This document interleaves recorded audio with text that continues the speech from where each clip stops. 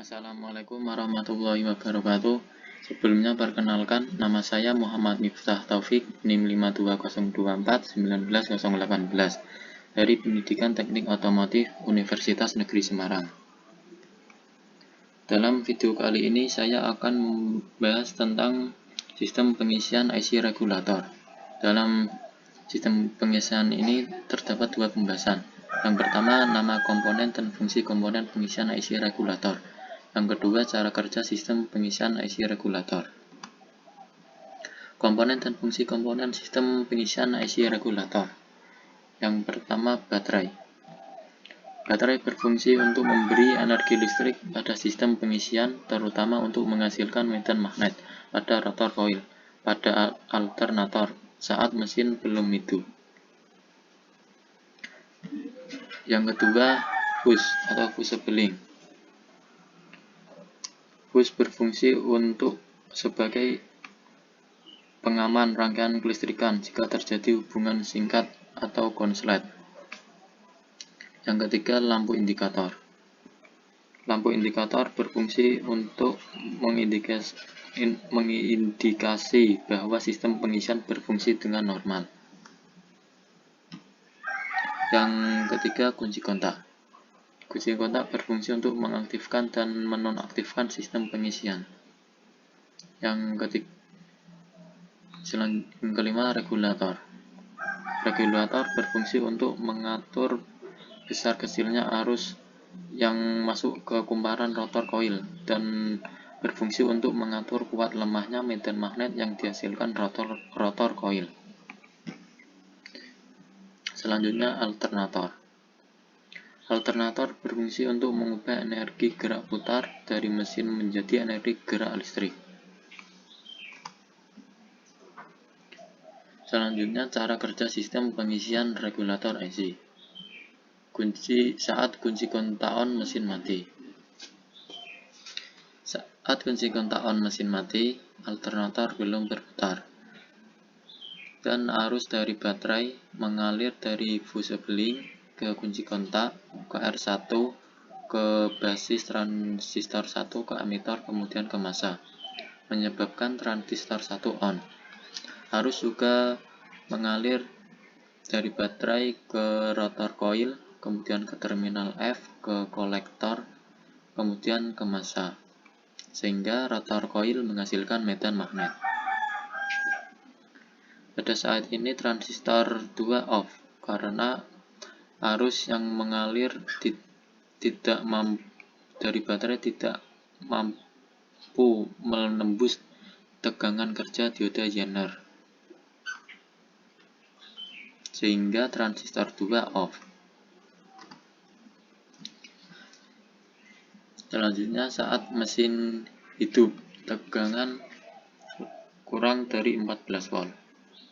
Saat mesin hidup, alternator sudah berputar, dan tegangan output masih kurang dari 14 volt, dan tegangannya alternator mengalir ke baterai untuk melakukan pengisian. Arus juga mengalir ke kunci kontak, ke R1, ke basis transistor 1, ke emitor, kemudian ke massa, sehingga transistor 1 on. Arus yang ke output alternator juga mengalir ke rotor coil, ke terminal F, ke kolektor, ke emitor, kemudian ke massa, sehingga rotor coil menghasilkan medan magnet.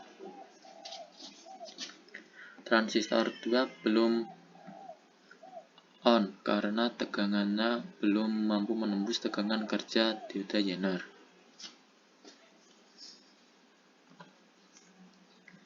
Selanjutnya, saat mesin hidup, tegangan lebih dari 14 volt.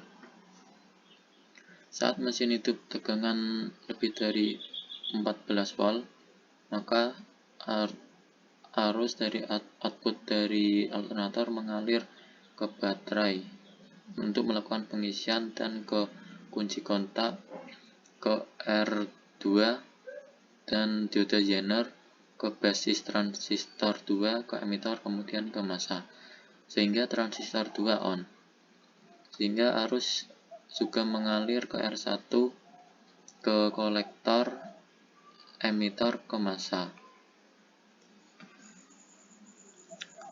Arus yang besar ini mampu menembus tegangan diode Zener sehingga transistor 2 on, menyebabkan transistor 1 off, dan arus yang mengalir ke rotor koil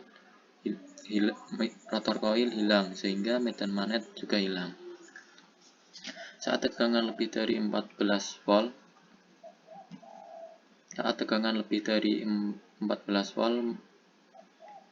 maka arus akan dikecilkan karena supaya tidak terjadi overcharger pada sistem pengisian.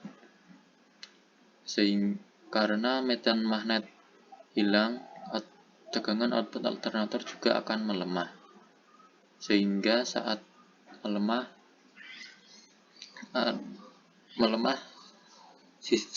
cara kerjanya juga seperti saat mesin tegangannya kurang dari 14 volt. Dan saat tegangan kurang dari 14 volt, cara kerjanya seperti ini.